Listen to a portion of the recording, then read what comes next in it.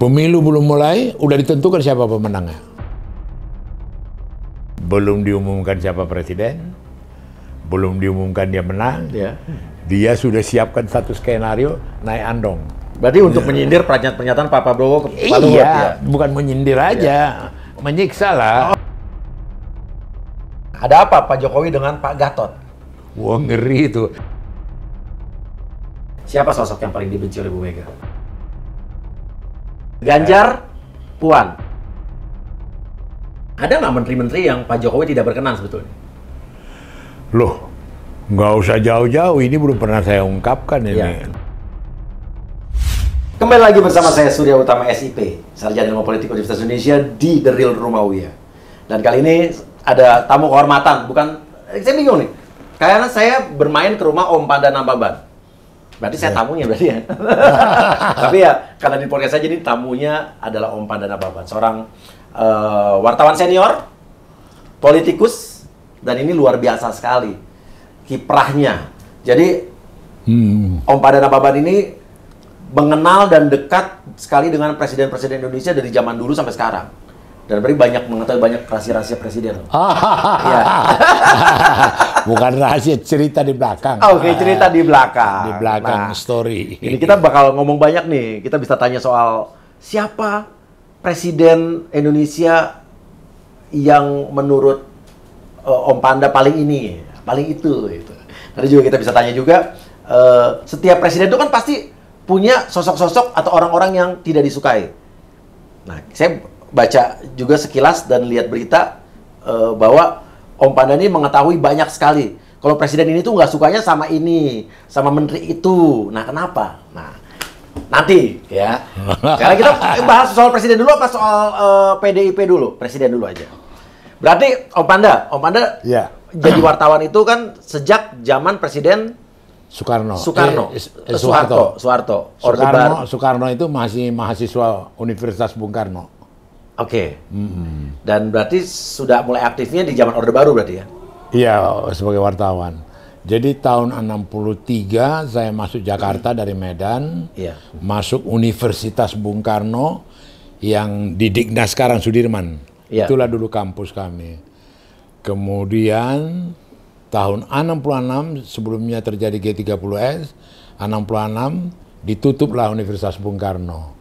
Karena dianggap pro Soekarno. Ya. Kemudian kami ditangkapi, Ya. diculik, disiksa, dimasukin penjara. Oleh rezimnya oleh rezim Soeharto.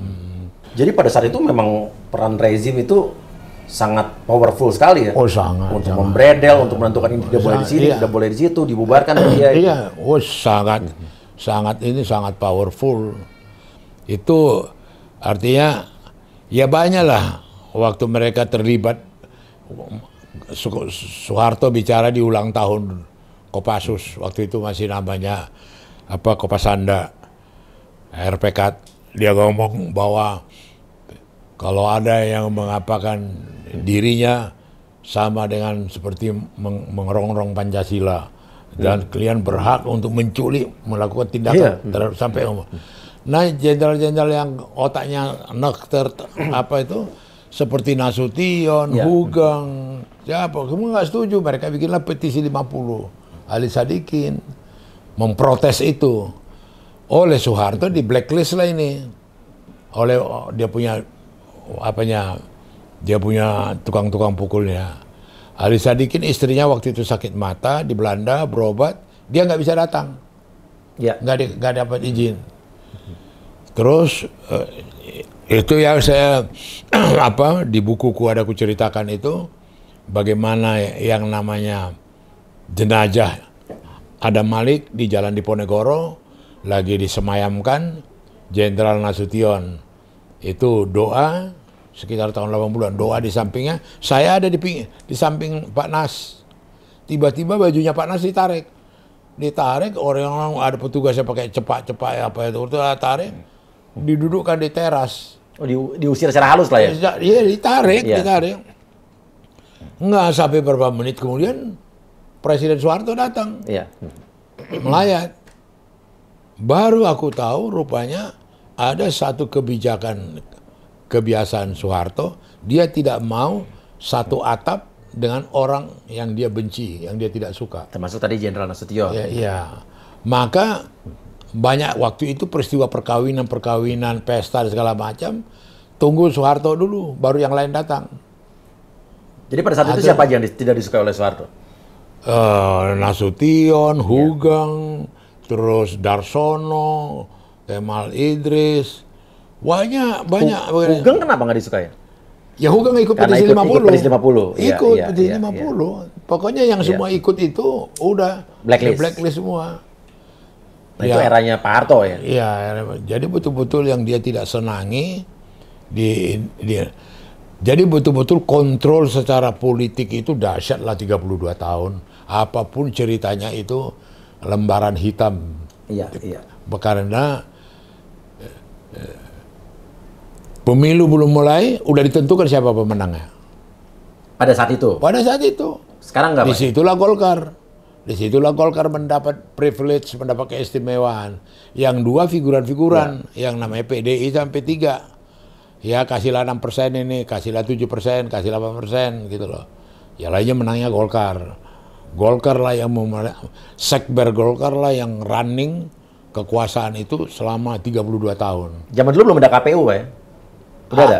Ya ada, tapi tidak KPU seperti ini. Iya. Ada. Ya pokoknya suka-suka mereka lah. Mereka yang kuasa, mereka yang iya. ini. Mereka yang menentukan siapa pemenangnya, siapa ini. Pokoknya sumber kekuasaan itu berada di tangan mereka. Gitu. Di pemilu belum mulai, sudah tahu siapa. Sudah ditentukan siapa pemenangnya. Iya. Dan itu bukan cerita dongeng. Itu fakta sejarah ada gitu loh. Fakta ya. Maka betul-betul reformasi yang terjadi itu betul-betul satu anugerah lah buat bangsa ini. Bisa bebas bikin media tanpa surat izin, ya kan? Bisa melakukan kegiatan dan ini. Nah, kemudian setelah saya pelajari, bangsa ini dalam menghadapi bahaya perpecahan sudah sangat matang, sangat dewasa. Dalam arti kata, ini bukan teori, bukan cerita dongeng, fakta. Iya kan? Bagaimana dahsyatnya dulu perang. Jadi di seluruh dunia, perang yang paling kejam itu perang saudara. Ya. Bukan perang konvensional. Ukraina dan Rusia sekarang ini perang konvensional. Yang kejam itu seperti Kamboja itu, seperti Vietnam. Di dalam mereka sendiri. Yang dalam bersaudara perang. Korea Selatan, Korea Utara termasuk, Mas. Kita sudah lalui itu. Iya. Waktu dulu Darul Islam dan Tentara Islam Indonesia. DITI. Ya, Kartosuwiryo, Kahar Mujakar, kemudian Daud Breh di Aceh. Iya. Yang menurut teori sebenarnya kita sudah pecah. Harusnya udah bubar nih negara. Seperti India dulu pecah Pakistan Timur, Pakistan Barat. Dan kemudian jadilah Bangladesh. Jadilah Pakistan, itu loh. Kita lepas dari itu, tidak kita alamin itu. Tetap Republik Indonesia. Tetap Republik Indonesia. Itu bukan main. Demikian juga waktu Soekarno dibantu oleh Rusia besar-besaran. Lawannya, bapaknya Prabowo, Sumitro, PRRI, Kawilarang, segala macam, dibantu Amerika. Dibantu Amerika, armada ke-7 di Selat Melaka.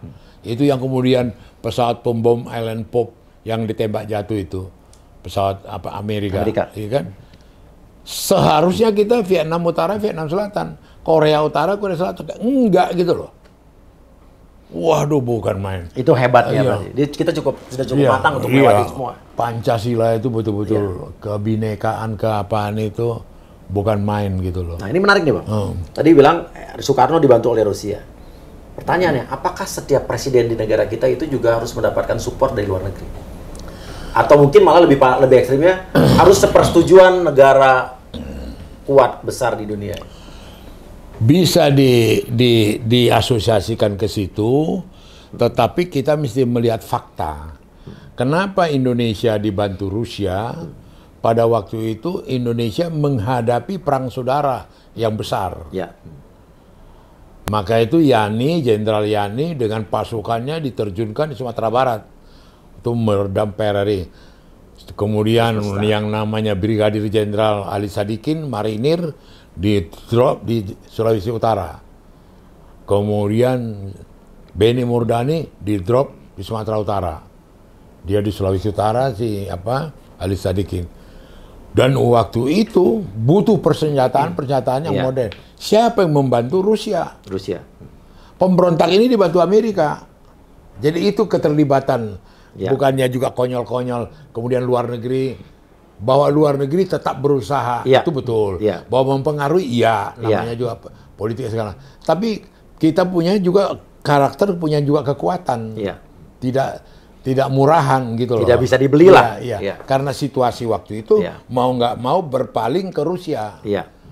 Dan Pereri Permesta, bapaknya tuh Prabowo ini, dan lain-lain Sarifuddin Prawira Negara, dan semua itu, Dahlan Jambek, Kawilarang, Simbolon, segala macam, berpaling ke Amerika. Gitu loh. Campurlah getanyangan Amerika dengan ini. Dan berhasillah Amerika sampai kemudian terjadi G30S.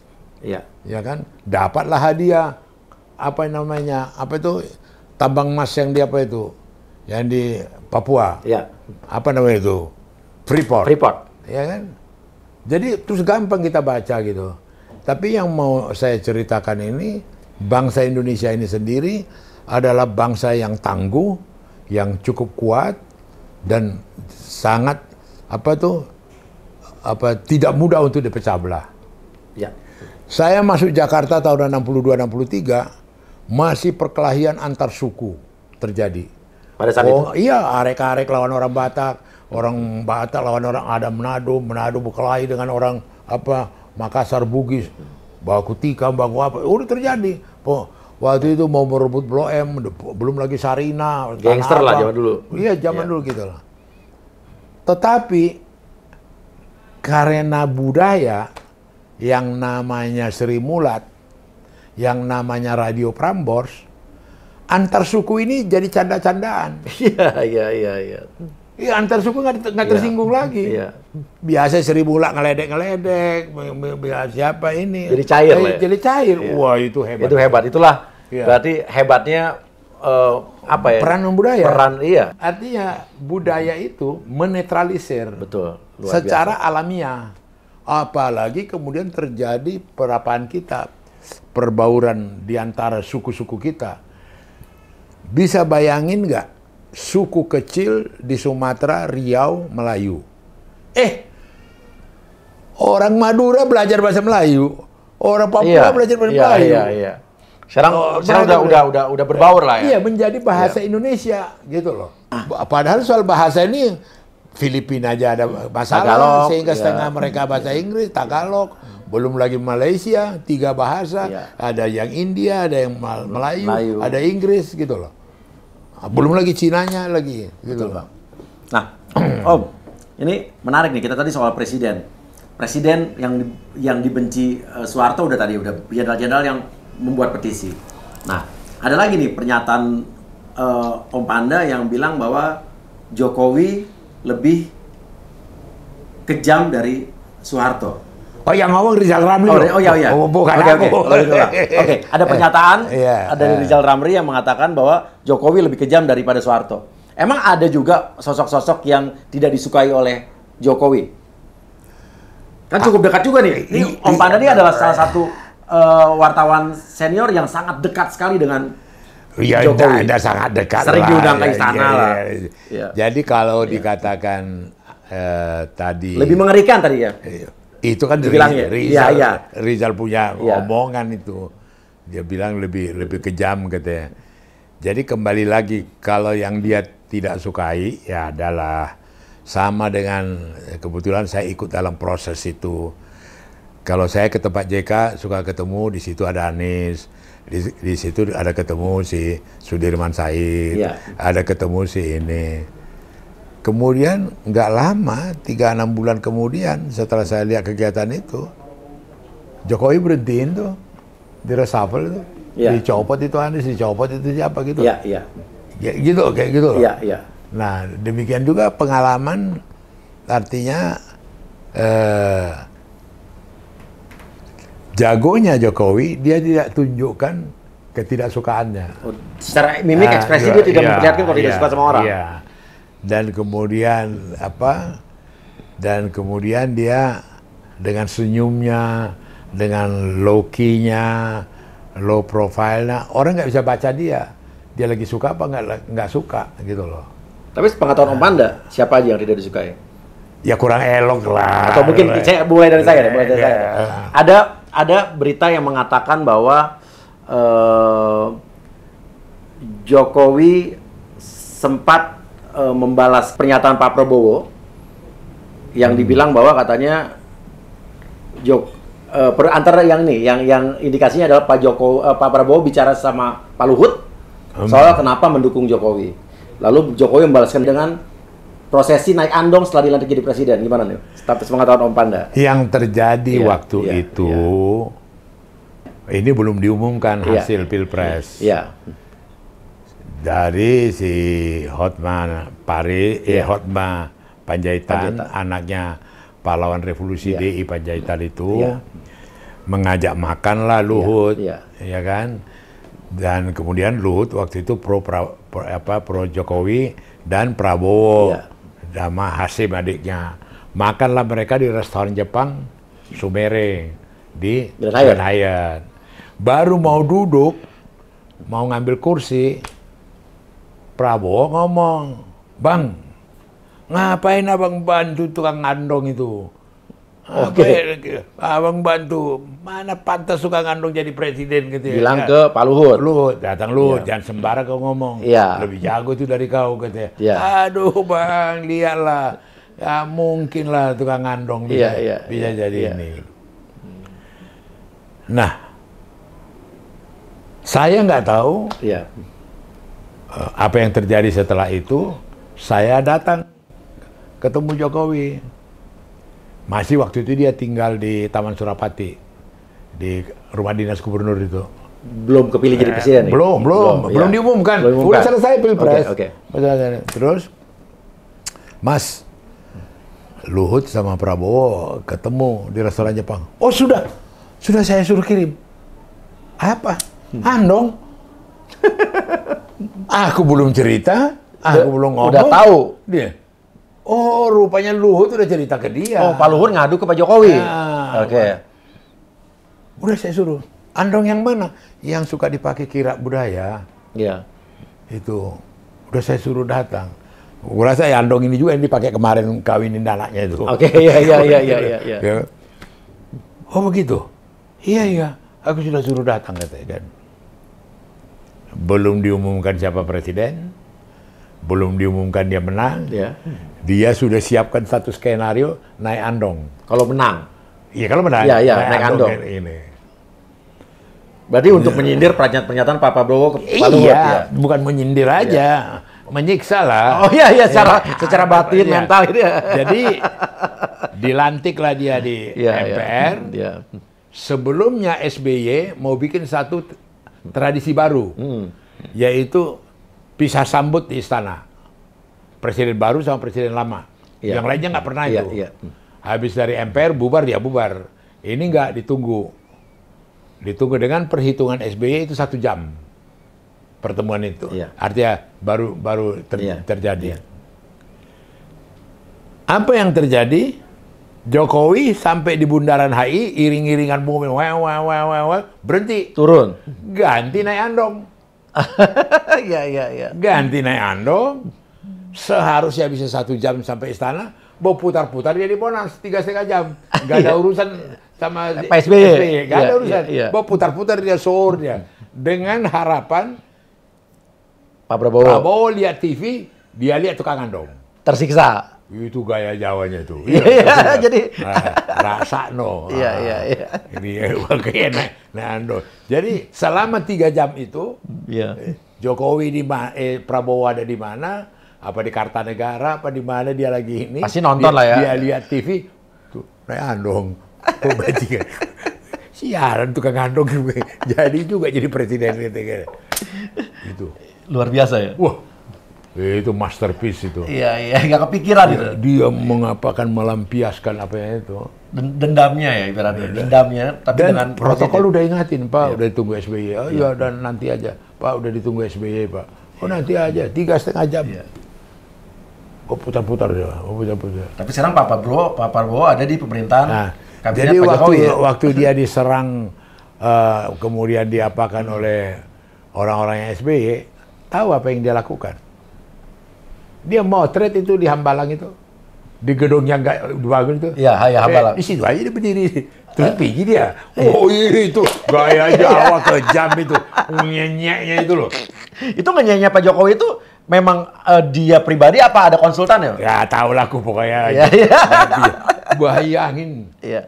dia berdiri Di depan Hambalang. Terkecuali pas di situ ada Menteri Si Basuki, Iya. ada yang mau rehabilitasi, Iya. ada dari Bappenas. Ini nggak ada. Nggak ada dia sendiri. Datang aja foto doang. Iya. Foto aja tuh Hambalang itu. Iya.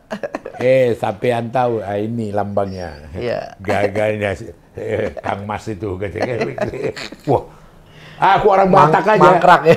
Aku orang Iya. Batak aja bisa nangkap gitu. Iya, maksudnya apa? Iya. Di Hambalang dia. Duduk dia pelangak-pelongo, lihat itu proyek, dia itu gedung. Aduh. Iya. Ini kawan dia. Itu dengan Pak SBY ya. Iya. Nah, ada apa Pak Jokowi dengan Pak Gatot? Ya itu tadi, dalam arti kata dia ngerasa kok dia tidak diperlakukan yang wajar gitu loh. Iya. Apa sih sulitnya menggeser, apalagi tentara begitu kuat. Ini pada saat kejadian Waktu ulang tahun TNI. Cilegon. Iya, pada saat itu Pak Gatot kan jadi Iya, Panglima. Panglima TNI. Iya. Iya. Jadi Jokowi turun dari mobil, naik Iya. ojek. Iya. Ojek pun tak bisa liwat lagi, jalan kaki. Iya. Naik ojek lagi, jalan kaki. Naik ojek, jalan kaki. Ya keringatan lah jasnya, dasinya itu. Ini. Udah. Nyampe dia, upacara. Udah upacara. Selesai upacara, istrinya baru sampai. Bu Iriana. Iya. Jalan kaki juga tuh. Jalan kaki. Iya. Ya, bayangkan pakai Iya. kebaya. Ya sekaligus ojek juga. Iya, iya, iya. Waduh, ibu Iya. negara. Nah kemudian di situ dia nggak bisa terima. Apapun alasannya. Tapi dia senyum-senyum. Iya, Nggak iya. ada apa-apa. Wah ngeri itu. Iya. Lebih bagus jadi orang Batak. Iya. Sialan kau. Iya, langsung to the point. Iya, iya, iya. Ini main tenaga dalam gue Iya. pikir. Terus balasannya apa? Ya balasannya waktu di perkawinan anaknya. Bobby dengan Bobby. Diperlakukanlah Gatot tidak seperti kolega yang satu lekting dengan dia. Yaitu siapa itu? Kapolri Tito. Iya. Ya kan? Terus Menteri Dalam Cahyo, kemudian siapa lagi? Luhut ada di situ, kemudian Pratikno Sekne. Semua kan pakai mawar merah. Iya. Panitia kok Tempatnya khusus duduknya. gagal dong mendampingi. Iya. No, si kawan duduk di dekat-dekat staf kedutaan lah. Pak Gatot ini. Pak Gatot, gitu kan. Jalan juga sama kami beriring-iringan. Itu maka Rizal Ramli yang duduk di sampingku. Pan, kau udah tahu Soeharto, Raja Jawa yang kejam. Wih, ini lebih kejam lagi dari Soeharto. Iya. Apa kau ngomong apa kau? Kau lihat dulu Gatot dibikin Jokowi di mana gitu. Yang ngomong Rizal Ramli ya. Iya. Iya. Terus sudah begitu, gua datangin. Iya.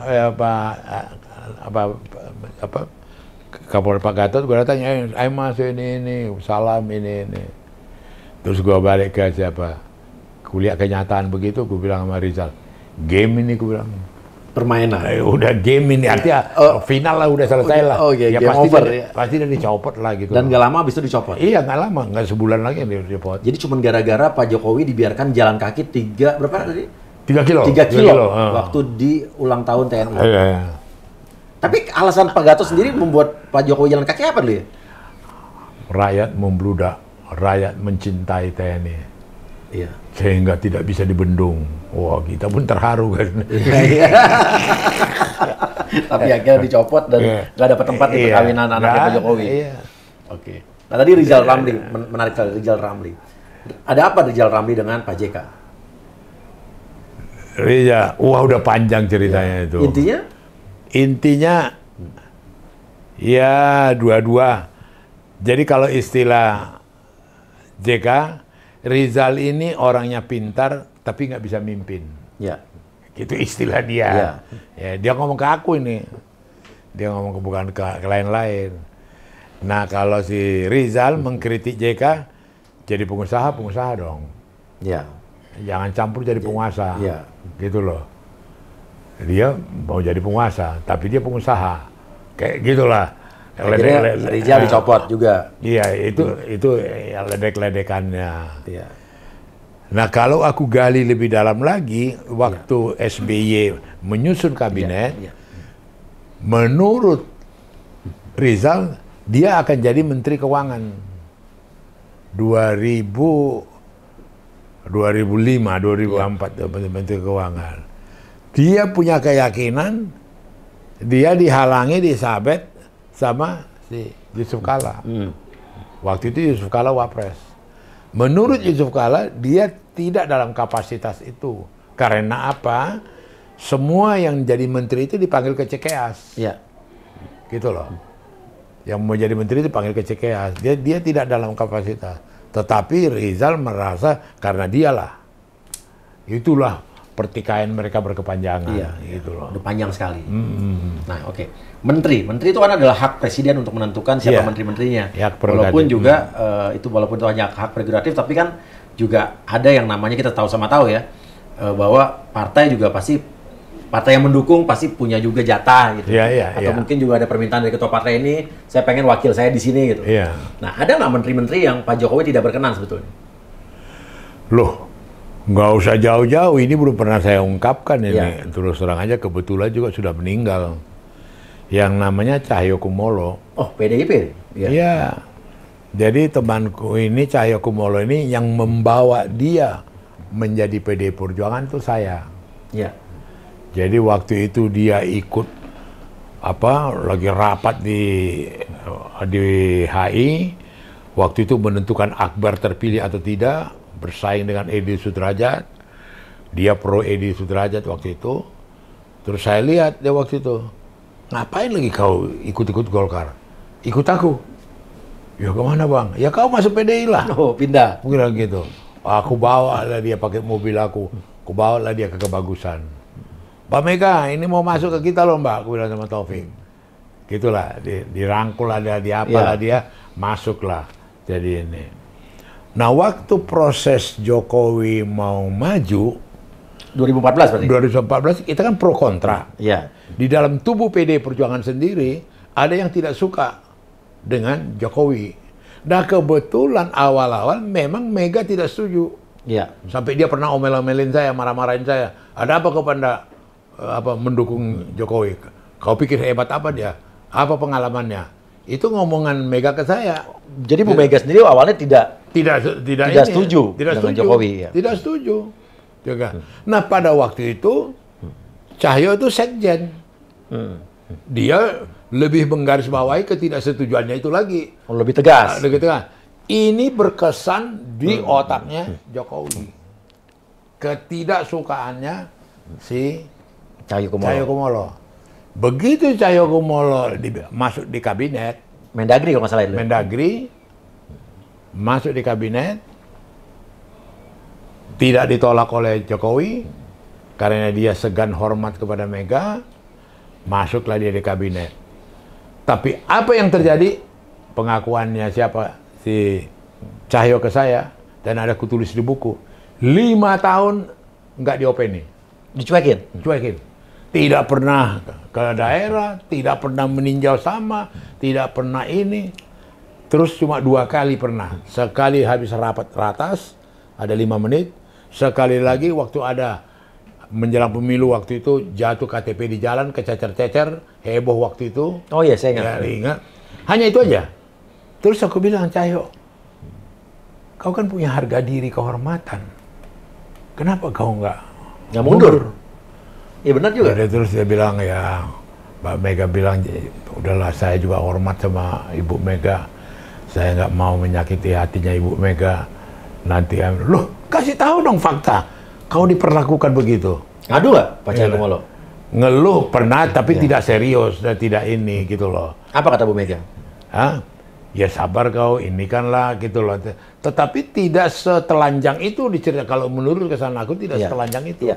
Jadi kembali ke pertanyaanmu tadi, ini sudah partai yang mendukung, sudah apa yang begini, dia bisa perlakukan begitu. Bayangin, Cahyokumolo ini sahabat gua, waktu dia meninggal itu saya terus terang nangis tragis lah nasib kawanku ini. Memang dia kemudian juga tidak Mendagri, menteri itu. Menpan RB terakhir. Iya, RB. Oh, jadi itu menteri yang Pak Jokowi sebetulnya nggak berkenan? Nggak berkenan. Berarti itu jadi menteri gara-gara permintaan Bu Mega berarti? Iya. Dan kemudian kau bisa bayangkan daya tahannya Jokowi. Iya, 5 tahun pada saat itu. Kalau saya nggak, udah Mbak Mega saya nggak ini mau. Resapel gitu. Tapi dia lihat, memang ini kesayangan Mega atau si Cahyo. Sekjen yang disayangi gitu loh. Artinya Pak Jokowi tidak bisa berbuat apa-apa menentang atau mungkin Iya. saya nggak setuju nih Bu Mega gitu, nggak bisa apa-apa. Nggak. Main tenaga dalam. Kenapa main tenaga dalam? Artinya nggak diomongin. Iya. Kalaupun mungkin sempat diomongin, tapi kemudian dibantah Mega, ya sudahlah. Nggak mau jadi apa gitu. Iya. Artinya sampai kemarin akhirnya meninggal dunia, tidak akur lah dengan Pak Jokowi ya? Nggak akur. Dan cuma 2 kali ngobrol itu, cuma sebentar-sebentar itu juga. Iya. Wah itu tragis. Aduh, gue bilang Cahyo, gila masa kau mau apa begitu, bilang kan. Ya udahlah, gitu. Jangan kau enak kau pakai kemana-mana weng gitu. Bayangin, nggak pernah sama-sama ke daerah.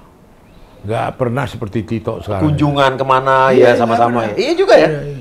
Kan sekarang kan Mendagri Pak Tito ya. Jadi artinya kembali lagi ke tadi, untuk tingkat begitu Jokowi mampu.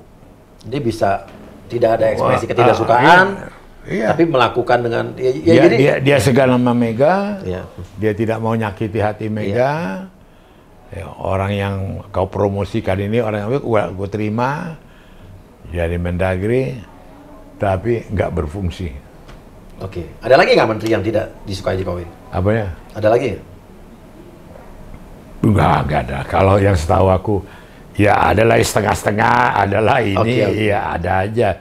Tapi ada juga yang kebetulan, yang sekarang ini kan paten-paten lah dalam arti kata kualitasnya ya.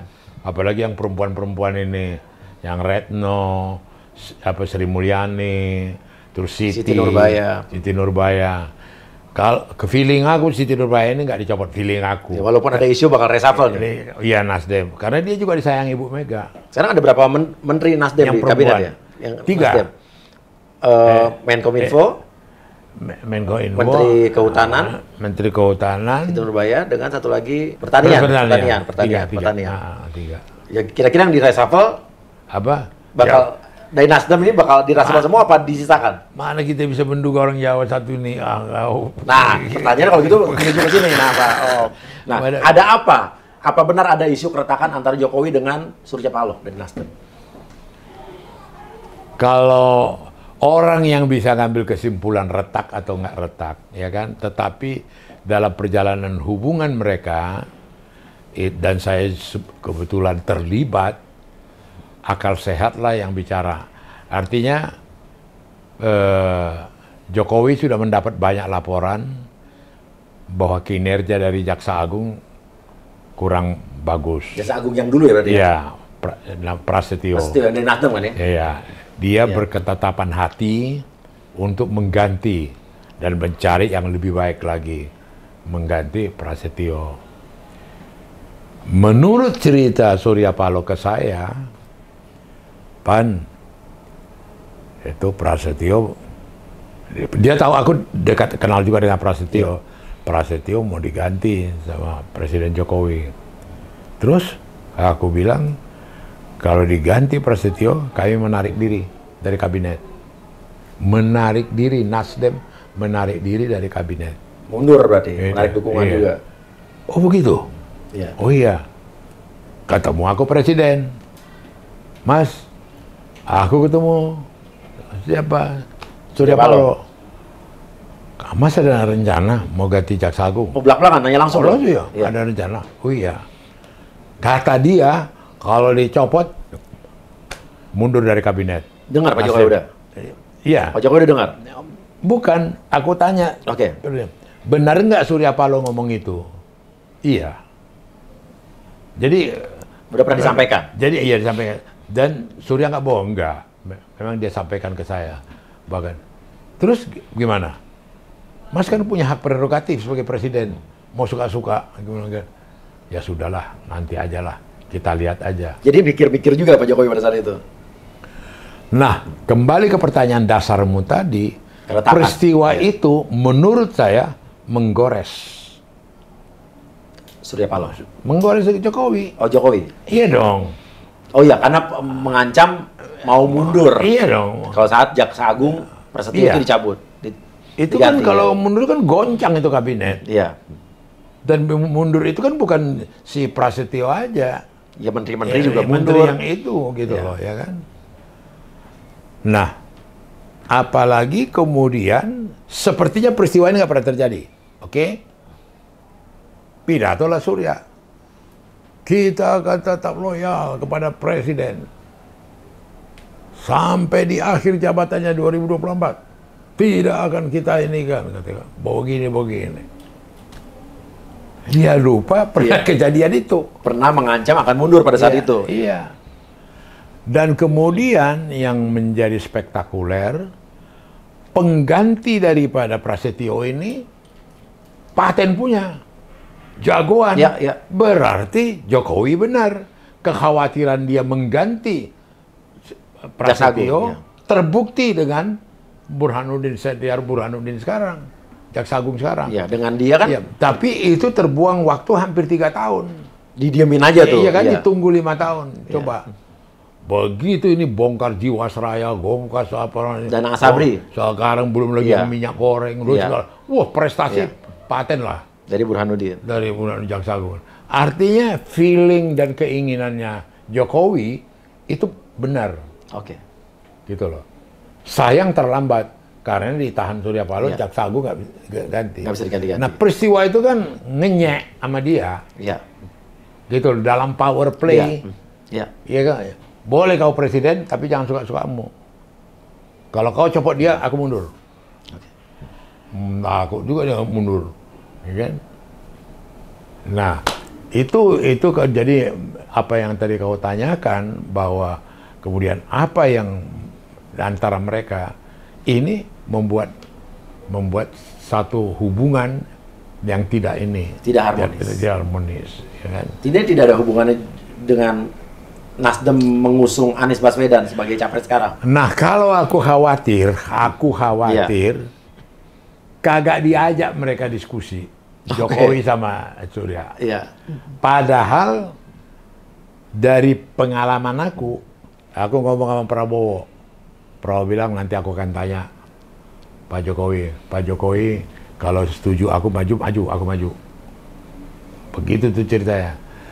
Kemudian juga ketua-ketua partai yang lain, kemudian yang menghubungi, hampir semua mereka mengatakan konsultasi. Apakah saya maju apa tidak tergantung presiden. Apa saya maju apa tidak tergantung presiden. Iya. Nah, ini diabaikan. Cerita ini nggak ada. Iya, langsung aja. Ya, langsung aja. Apakah sampai sekarang belum terjawab? Apakah ada konsultasi Surya sebagai ketua partai dengan Jokowi waktu menuju Anies? Iya. Itu sampai sekarang misteri. Tidak pernah terjawab. Udah pernah jawab. Pernah ada nggak? Gitu loh. Kalaupun ada, apa ceritanya? Gitu loh. Iya. Itu. Jadi Jadi rahasia mereka berdua berarti. ya dari situ udah kita bisa baca, kita bisa tangkap, gitu loh. Maka beberapa kita diskusi dengan teman waktu G20 di Bali, dalam akal sehat apa sih masuk kamar panggil ahli-ahli syuting begini, Iya. 5 menit, 10 menit, selamat Nasdem, selamat berapa. Oh, ulang tahun Nasdem berarti ya? Iyalah, Iya. kagak terjadi. Oh, jadi Pak Jokowi nggak pernah mengirimkan ucapan selamat ulang tahun waktu Nggak ada. Nasdem ulang tahun kemarin. Ya. Nah, kalau saya nggak kaget lihat cerita background ini, Iya. ya kan? Nah, itu cerminan daripada sikap dia ini. Orang apa itu sendiri dia tinggalkan lebih dulu dia waktu apa itu? Bukan partai yang ulang tahun. Apa perkumpulan Muhammadiyah atau apa itu? Iya, sebelumnya. Iya. Iya. Dia ini. Dan kalau dia di Bali masuk kamar terus di shoot, kirim. Iya. Jadi. Tapi ini berarti benar-benar nggak mau. Iya, nggak terjadi gitu loh. Nah, tapi kalau andai kata sampai ada reshuffle menteri dan ada menteri Nasdem yang di reshuffle, tapi pernyataan Surya Paloh sempat bilang bahwa kita tetap akan mendukung pemerintah sampai 2024. Ini akan merugikan pemerintahan Jokowi nggak? Ya enggak lah. Maksudnya pernyataan Surya Paloh itu? Enggak. Jadi gini ya, bukan aku terlampau mengagung-agungkan atau kemudian terlampau aku memuji. Dia ini, pemerintahan dia ini kuat, solid gitu loh. Dan reputasinya paten. Jadi artinya tidak ada yang satu kekuatan di luar Jokowi yang coba menghalang-halangi dia. Tidak ada gitu loh. Ya. Artinya dalam power play kekuatan politik itu tidak ada. Apalagi setelah Prabowo bergabung. Ya. Gitu loh. Bisa bayangkan dulu hebatnya dulu Gerindra, Prabowo mempercundangi PDI dengan MD3. Seharusnya kami yang ketua DPR, bukan kami ketua DPR. Gitu loh. Seharusnya kami ini itu bisa dipercundangi, bisa diapain gitu loh. Sampai dulu ada sempat ketua DPR tandingan, sampai apa gitu kan. Nah, dalam sekarang ini sudah betul-betul solid. Kekuatan itu sudah di genggaman dia. Pak Jokowi. Iya. Artinya tidak sekelas seperti apa lagi bisa dinetralisir atau diapakan oleh Nasdem. Gitu loh. Sebab Nasdem kalau diimbangkan dengan Gerindra, lebih dahsyat Gerindra. Jauh ya? Ya, lebih jauh Gerindra gitu loh. Nah, apa komentar Om Panda soal Nasdem yang lebih dahulu mencalonkan Anies jadi calon presiden? Padahal ini kan masih jauh banget nih. Ya. Pada saat itu belum penentuan parpol aja belum ada. Biasanya saya belakangan ini kurang komunikasi. Biasanya saya ada peristiwa-peristiwa penting apa sih saya komunikasi dengan Surya. Ini kali aku belum komunikasi. Belum ngobrol. Iya belum. Apalagi aku dengar dia berobat lah, pergi. Jadi komentar dia yang sebenarnya backgroundnya itu apa, aku belum dapat gitu loh. Belum dapat aku. Apalah yang mengapa dia mendorong dia, kemudian sampai sejauh mana dikonsultasikan. Sebab waktu Prabowo mengatakan saya akan tanya presiden, dia kan ketua umum Gerindra, ya kan? Aku akan tanya presiden, apakah saya boleh maju apa enggak? Aku tanya presiden, Jokowi cerita, Prabowo cerita ke aku, ya betul. Emang pernah konsultasi? Iya, pernah. Memang dia tanya aku, bilang gitu. Artinya begitu terlibatnya dia walaupun Jokowi itu PD Perjuangan, dengan Gerindra, dengan yang lain itu bagaimana apanya dia. Mereka ngobrol. Iya, mereka bicarakan gitu loh. Itu. Nah, pertanyaannya, kenapa sampai sekarang PDIP belum mendeklarasikan, ibaratnya siapa calon presiden pilihan PDIP? Kalau saya sangat sederhana ya, artinya sederhananya begini. Kita semua sudah solid dan tidak ada faksi-faksi dalam PD Perjuangan, sudah menyerahkan kepada Ibu Mega. Ketua partai. Nah, Ibu Mega mendapat kewenangan ini pun sebenarnya ada sejarahnya, ada story-nya. Dulu, Mega itu sering diintervensi, diganggu oleh para senior-senior. Dalam waktu dia memimpin partai, apalagi menentukan calon presiden. Internal partai ya? Nah, saya waktu itu masih ketua DPD Sumatera Utara. Kumpullah kami waktu itu di Semarang, adalah penjelang Rakernas. Beberapa DPD kami kumpul, kita bikinlah waktu itu satu pernyataan yang menjadi keputusan daripada Rakernas, yaitu memberikan hak prerogatif kepada Mega menentukan. Prerogatif? Menentukan calon presiden. Kita kasihlah kewenangan itu ke dia. Karena begini, di faksi-faksi di partai-partai lain itu ada faksi-faksi. Kalau kau ngobrol dengan teman-teman orang Golkar, di situ masih orangnya Agung Laksono, orangnya Ical, ya kan? Orangnya siapa? JK. Belum lagi kekuatannya Luhut. Belum ada. Di kita nggak ada. Kita lebih besar dari Golkar. Nggak ada satu kekuatan di samping Mega yang kemudian bisa membuat satu kubu atau apa. Nggak ada. Satu. Yang kedua, waktu dulu Akbar cerita ke saya kenapa dia kalah, karena modal dia nggak kuat. Kemudian Yusuf kalah pemilihan Golkar, mengatakan, wah nggak sangka aku sampai begitu dananya. Cerita ini di PD Perjuangan nggak ada. Ada memang plus minus ya. Ada seperti kultus, Mega nggak bisa diganti, Mega seumur hidup, Mega. Tetapi dengan posisi dia ini menolong, tidak terlibat money politik. Coba ada lawannya, ya kan? Atau ada saingannya Mega. Keluarlah dana miliar-miliar. Jadi politik uang tidak ada di dalam internal PDIP dalam hal ini. Nggak ada. Ada plus minusnya. Ada mengatakan, wah berarti tidak sih. Nanti kalau Mega nggak ada gimana? Kalau apa nggak ada gimana gitu loh. Tapi yang fakta kita tidak kemasukan permainan-permainan itu. Money politik tadi. Iya. Nah, kira-kira Bu Mega bakal rasional apa realistis dalam pemilihan calon? Pastilah kalau yakin saya. Kenapa ya begini? Indikatornya setelah mereka bertemu terakhir itu di Batu Tulis. Ini cerita normalnya aja, orang yang waras lah, yang nggak usah banyak apa trik-trik politik. Megawati 3 kali kalah, sekali dengan Gus Dur, 2 kali dengan SBY, 3 kali kalah. Jokowi kadernya Megawati, PDI Perjuangan 5 kali menang, 2 kali Solo, sekali Jakarta, 2 kali presiden. Bayangkan indahnya orang yang kalah konsultasi dengan yang menang. Satu kubu lagi. Suasana kebatinannya itu dahsyat gitu loh.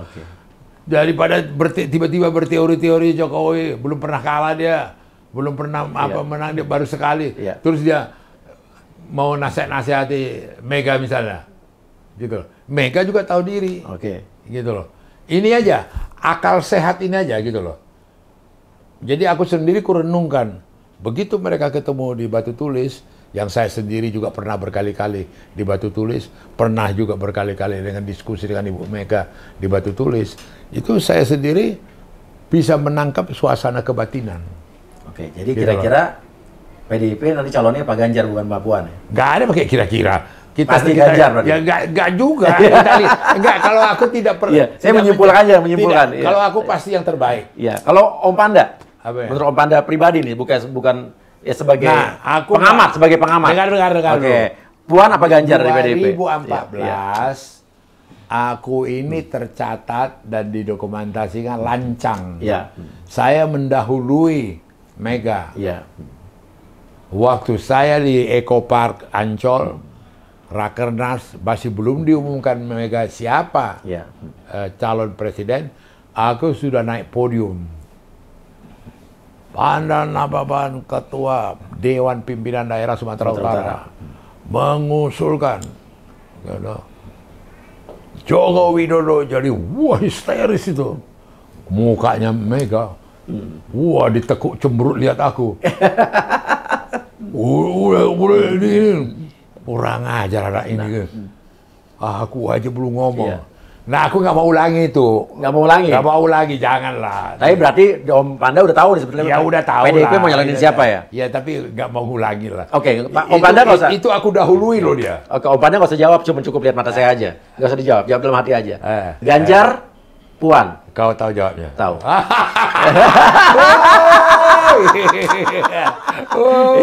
Iya. Tenaga dalam lagi. Nah ini menarik sekali. Tapi ini ada juga pernah pernyataan soal Erick Thohir, ya. Panda Nababan beberkan Jokowi rekomendasikan Erick Thohir jadi cawapres. Itu betul. Bahwa aku cek ke dia. Menurut Jokowi ada 2, Sandiaga Uno dan dia. Sandiaga Uno dan Erick Thohir. Nah kemudian mereka berdua punya kapasitas kemampuan jadi wakil presiden.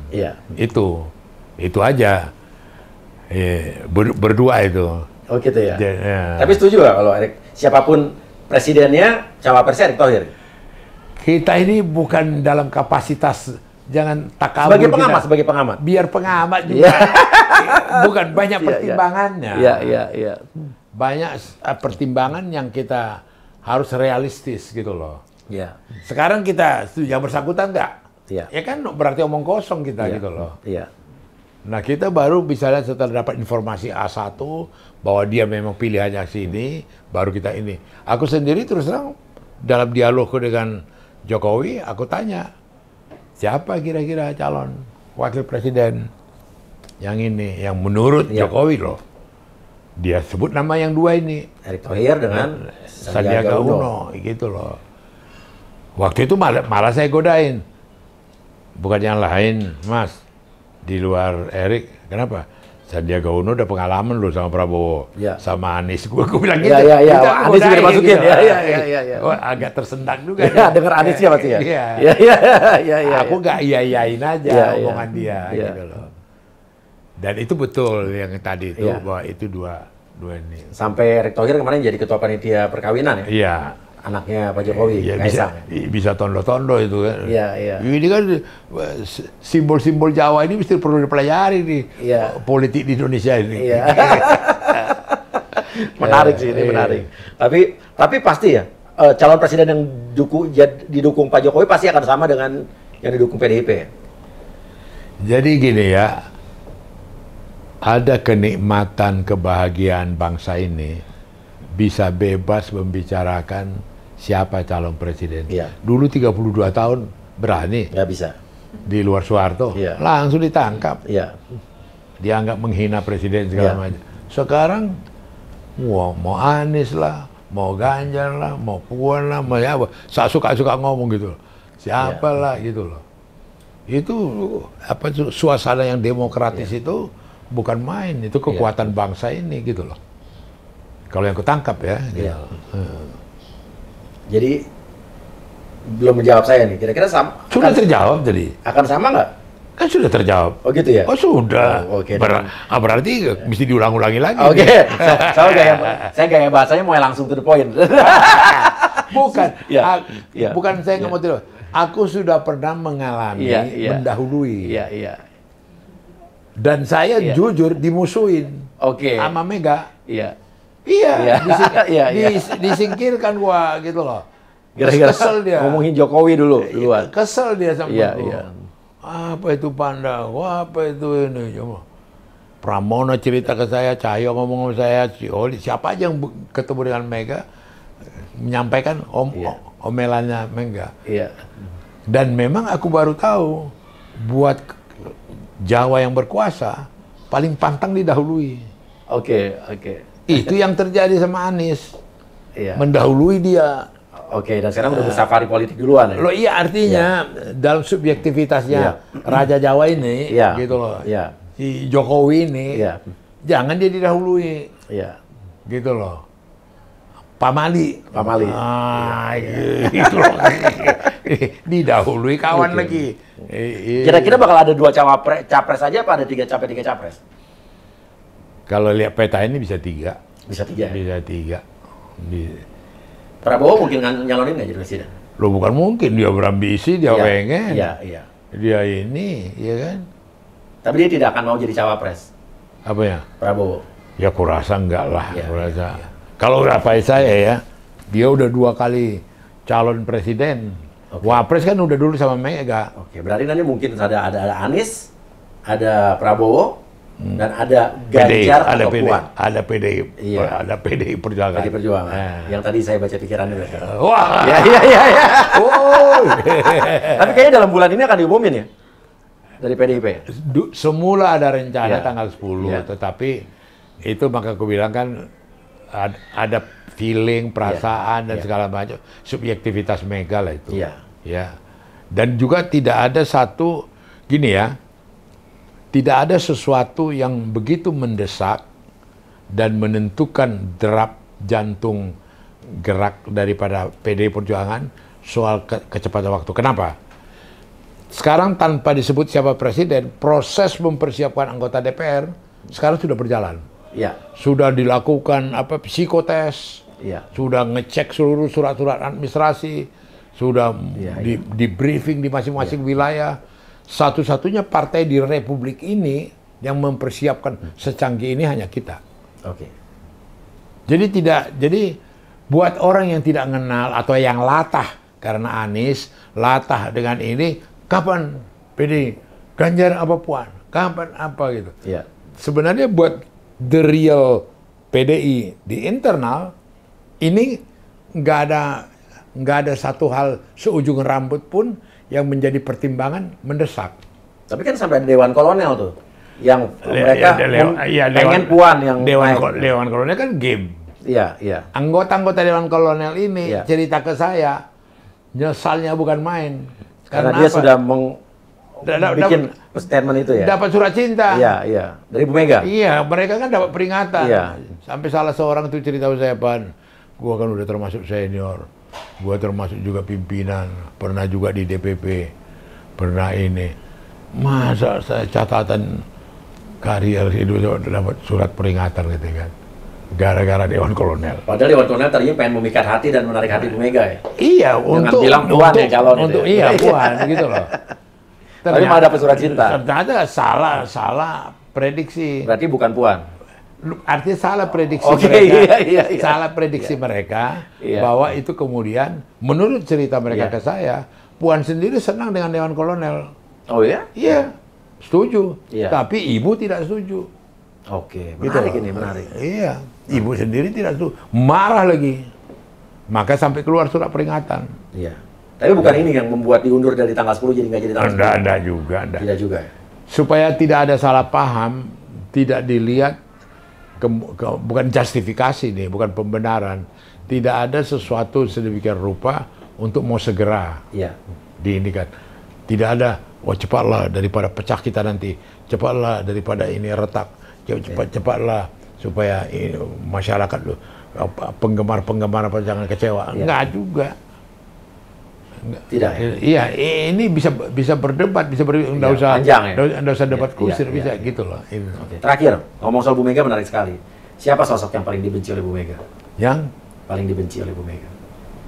bukan dibenci, nggak suka aja. Iya, kurang lebih sama lah. Iya, Amin Rais. Amin Rais. Amin Rais itu merasa ya menusuk dia waktu pemilihan presiden itu, Iya. dibikin poros tengah lah, segala Iya. macam lah. Dia yakin penggagalan itu ada, dimainkan Amin Rais.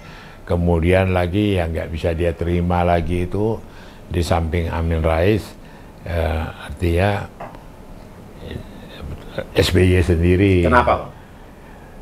Ya kebetulan aku terlibat dalam proses itu karena dia nggak jujur Iya. terhadap SBY, terhadap apa Ibu Mega. Mega. Tidak jujur SBY terhadap Ibu Mega gitu loh. Dalam hal? Dalam hal banyak informasi. Jadi misalnya itu kan salah satu cuplikan lah. Waktu saya diutus, diminta oleh Ibu Mega ketemu SBY. Tanya dulu Panda.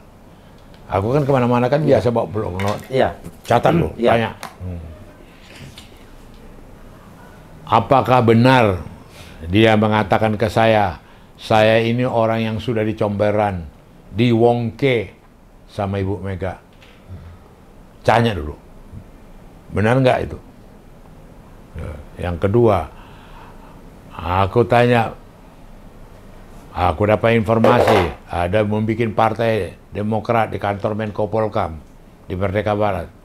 Benar nggak itu? Ditanya Ibu. Catat. Yang ketiga, saya lagi rapat kabinet. Kutanya siapa yang mau maju? Hamzahas bilang tergantung kabinet. Yusril Iza Mahendra bilang nanti akan dibicarakan di partai ini.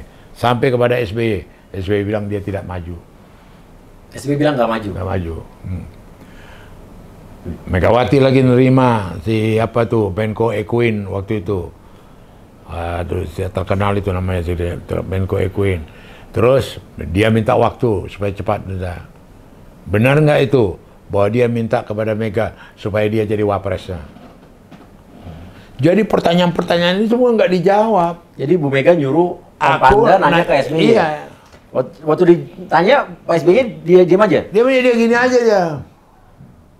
Lihat ke langit-langit aja dia di istana mereka itu. Dia lihat gini aja ya aku habisin aja itu martabak di situ ada pisang goreng ku makan. Oh iya. Orang Batak pun Iya. nganggur. Mana ada permisi lagi. Nah, Jadi nggak dijawab sama sekali. nggak dijawab. Nggak dijawab sama sekali. Berarti kalau tidak dijawab artinya pertanyaan-pertanyaan itu benar dong? Jawabannya yes berarti. Maka itu sekaligus seperti yang kau ini tadi. Iya. Waktu aku memberitahukan ke Mega, kemudian Mega katakan ke saya, Pan, benar kan dia pembohong? Gitu loh. Iya. Itu. Jadi yang kau bilang yang nggak disukai, yang nggak diapain, dia ini SBY berarti ya? Iya. Iya. Benar kan dia pembohong gitu. Dia berbohong gitu loh.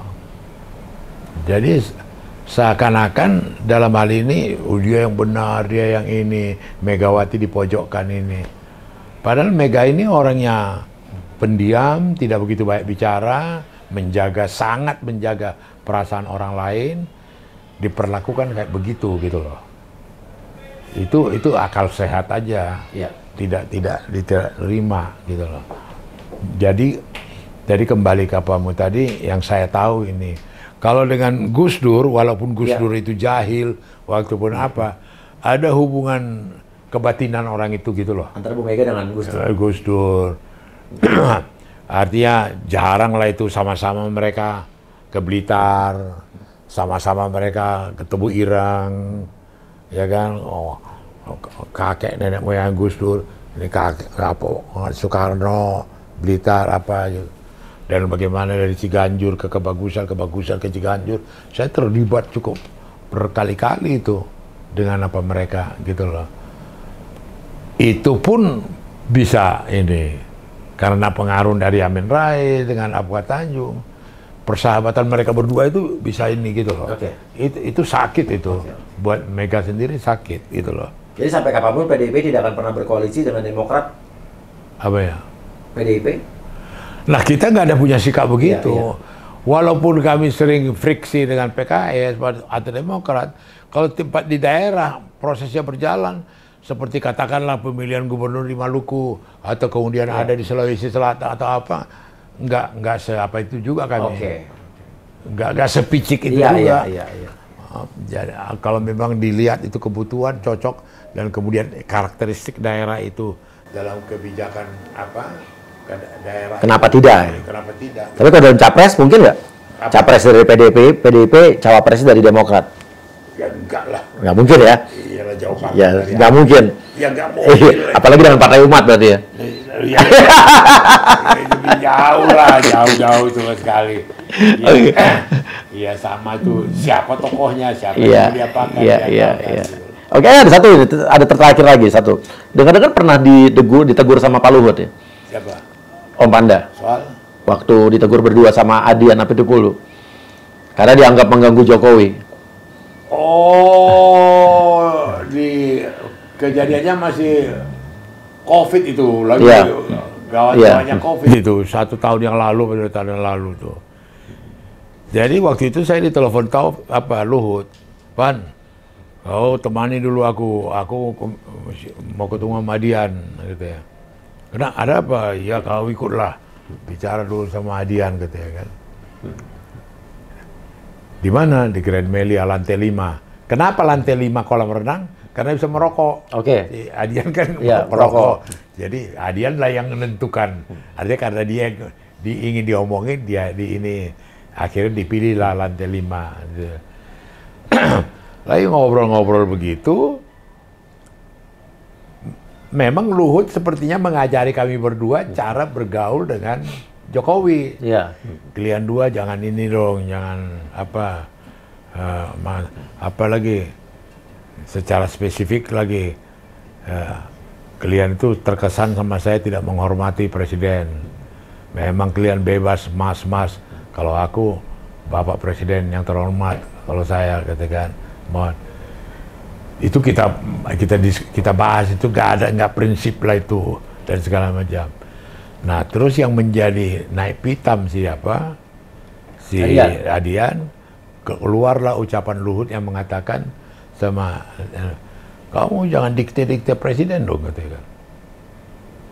Kamu jangan ngatur-ngatur presiden. Sejak kapan aku ngatur? Kata dia. Dia sejak kapan? Kau jangan bantah-bantah aku lah, katanya. Loh memang kenapa rupanya, katanya. Jangan main kau ya. Aku juga udah biasa habisin orang, katanya. Kata lu. Aku nggak takut, katanya. Aku juga udah biasa diancam. Ancaman kematian pun udah sering kayak aku alami. Kata dia. Kata dia, nggak ada. Wah, lagi bertengkar begitu, aku kebetulan duduk di tengah. Woi, ada apa kalian berdua ini? Gue bilang. Iya. Udah kayak apa ini, kayak kampungan kita ini bertengkar. Enggak, ini kurang ajar nih. Kalau katakan, jangan ngomong begitu sama saya, kata Luhut lagi. Iya. Aduh, ini kita mau makan enak-enak, bawa apa ya? Ya bubar tuh pertemuan. Akhirnya bubar aja? Iya bubar ada. Nggak ada solusi? Ya nggak ada. Mau solusi apa? Nggak ada, habis itu salaman, ngobrol apa nggak ada? Nggak ada lah, udah. Jadi, berarti dua-duanya masih kesal-kesalan dong sekarang? ya nggak tahu lah, itu kan bawaan badan itu. Padahal kan Adian Apitupulu kan juga kader PDIP kan? Loh iya, tapi si Luhut kan Golkar. Iya kan? Maksudnya nggak mungkin mengganggu presiden juga? Aku juga nggak tahu apa makna dia minta ngomong sama Adian, gitu loh. Oke. Ada apa ngomong? Apa? Ya, sampai sekarang masih misteri itu kalau kami dua ngomong sama Adian. Nah, kira-kira apakah Jokowi ngadu? Iya. Apakah ngedumel? Apakah ngeluh? Apa inisiatif dulu aja? Iya. Apa ngeluh? Kalau ngeluh kok nggak ngomong sama kita gitu loh. Itu cuma waktu itu mereka ribut segala macam. Wah, gue memang teriak itu. Woi, apa kalian dua ini? Gue bilang. Wah, kayak apa aja gitu. Dilihat orang kayak apa ini. Iya.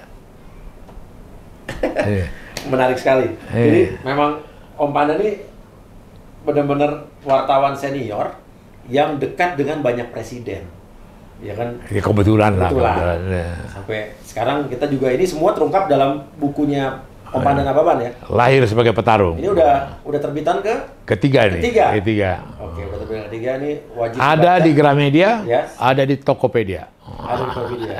Dan tetap akan sebagai kader PDIP aja, apa akan nyalek lagi, Om? Tetap kader nyalek sudah nggak lagi. Oke. Karena faktor umur. Iya.